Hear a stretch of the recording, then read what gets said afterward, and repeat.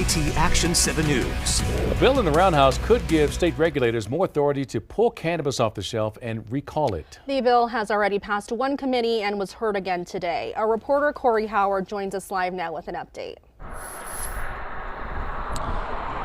Yeah, Darlene and Ron, I'm actually holding that bill in my hands right now. And last week, Target 7 told you about cannabis that's being sold that could contain a contaminant such as E. coli because it's not properly being tested.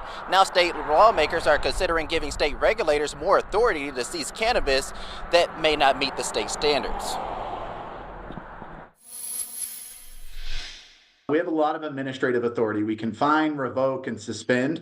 However, when it comes to law enforcement authority or criminal activities, the only thing we can do is issue a $10,000 fine. Todd Stevens is the director of the state's Cannabis Control Division and says his department is in support of the bill. Right now, regulators must have results of a failed test before they can seize a cannabis product from a store or block its sale. The bill would allow regulators to do that if they suspect the product does not meet state regulations. Here's why this action or proposed action by the government is a bad joke. Jacob Candelera is an attorney representing Bluebonnet Labs. Target 7 told you how the company is the center of an investigation into whether it's testing cannabis properly. And in February 2023, Target 7 did an undercover investigation and found some states were selling out-of-state and unregulated cannabis. Frankly, what this speaks to, again, is the general incompetence of this agency. And it's a level of incompetence that should terrify anyone when they hear that the legislature may grant them police power. I mean, the idea of these folks having the ability to arrest people, to me as a civil rights attorney, is terrifying.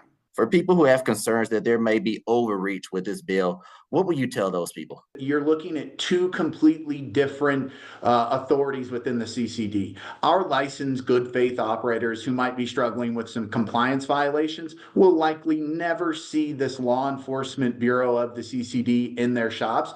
This is going to be left for pure criminal violations. According to Stevens, criminal violations include selling cannabis that has not been properly tested to the state standards and selling cannabis without the proper license.